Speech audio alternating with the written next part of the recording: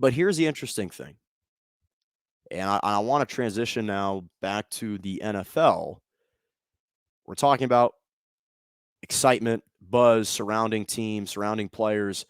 The New York Jets, of course, drafted Zach Wilson, number 2 overall.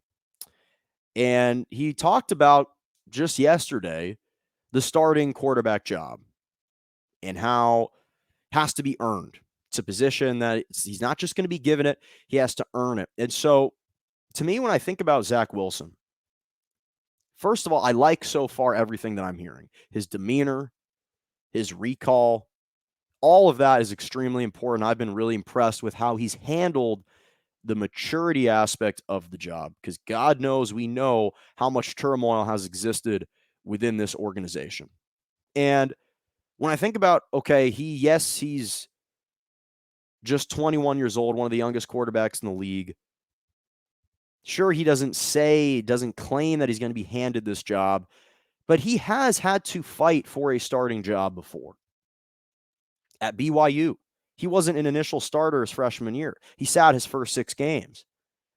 And then he finally got the start and became the youngest player to start for BYU at 19 years of age when he was a freshman.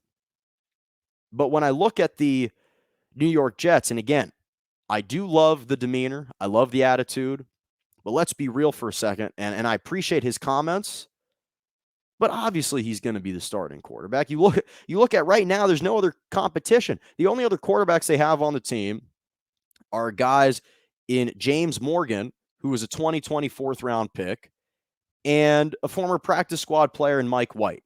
And neither quarterback has played in a regular season game this year. But Jets are expected to bring in a veteran quarterback like a Brian Hoyer, someone like that, to provide that veteran presence.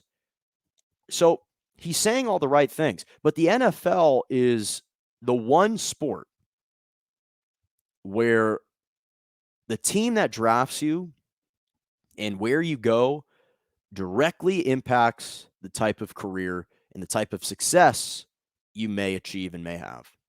It's unlike any other sport. In the NBA, if you're extremely talented, it doesn't really matter where you go. You will find some court time and you will thrive. You will showcase your talent. You will be good. In baseball, you can either hit or you can't. And the good baseball players are able to work through the farm system and they're able to stroke it. They're able to hack it really well. You'll make that jump. In the NFL, that's not always the case. There are plenty of really talented NFL players that were drafted to the wrong situations and haven't been able to bounce back. You look at Sam Darnold and Josh Allen, for example.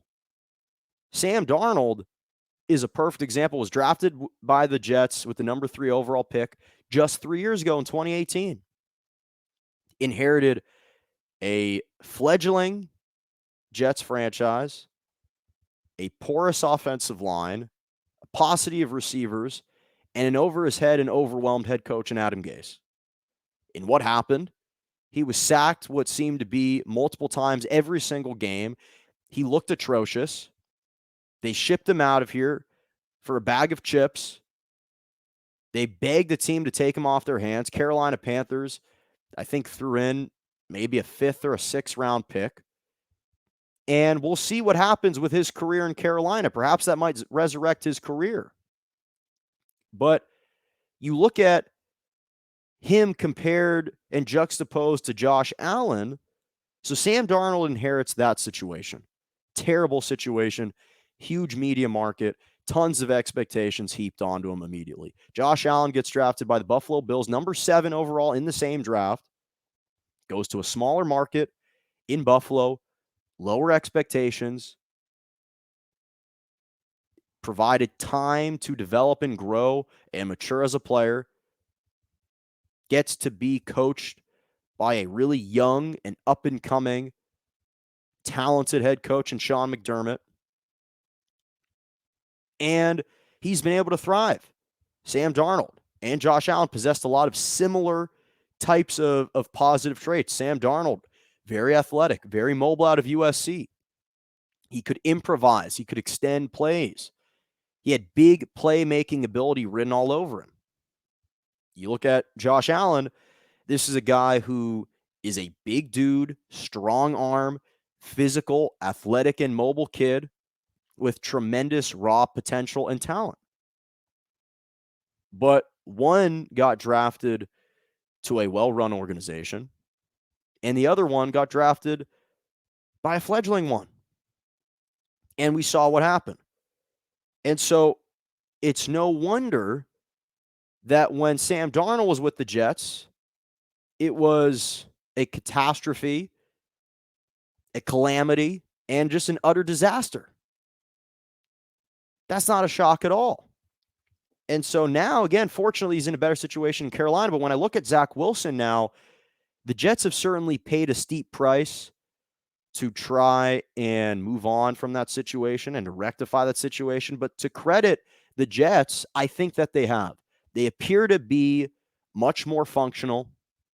They appear to be heading in the right direction. They appear to have a clear and a better vision for how this organization should be run. They hired a new coach in Robert Saleh, the defensive coordinator from the San Francisco 49ers, who, again, whether or not you think it's more imperative to bring in a defensive-minded coach or an offensive-minded one, I still like him as a head coach. I think Joe Douglas did a great job in the draft. Obviously, you got Zach Wilson, but you finally supported him. And that's the difference, is they are now taking a more vested interest in actually caring for their asset in Zach Wilson. They traded up to draft Elijah Vera Tucker. Now you place him next to Mekhi Becton. Those are your bookends for your offensive line. That's a great starting point moving forward. Those two guys can be fantastic. Mekhi Becton obviously is really good already, and Elijah Vera Tucker is a highly touted offensive lineman, offensive tackle. You drafted Elijah Moore, a talented wide receiver, led the nation in receiving yards per game at Mississippi last year. He's a talented player. You got Michael Carter now in the 4th round, a running back who led the ACC in rushing. That's a nice pickup if you're the New York Jets. And again, they are just showing more of a care and a support for Zach Wilson, which is something that obviously Sam Darnold was missing, that eluded him in his time in New York. So it's kind of just been this all hands on deck mantra surrounding him. They've obviously got an improved defense over there with C.J. Mosley, Quinnen Williams, Marcus May, LaMarcus Joyner. They've got some really nice pieces, and now you bring in a defensive-minded head coach and Robert Saleh who can coach him up, who's improving. This defense will improve. And yes, it's the same pressure of New York. It's still the same high expectations. And Zach Wilson is still looked upon as the savior for this New York Jets team. But again, the difference is now they appear to be actually moving in a direction of supporting the guy and at least giving him a chance and an opportunity to prosper and to thrive and to flourish in this situation. And so I actually think that he will have a much better rookie season and a better career than most people expect, precisely because it appears that the organization has taken a larger vested interest in him and his success, and they're providing him with the support that he's going to need, because they're going to need a lot.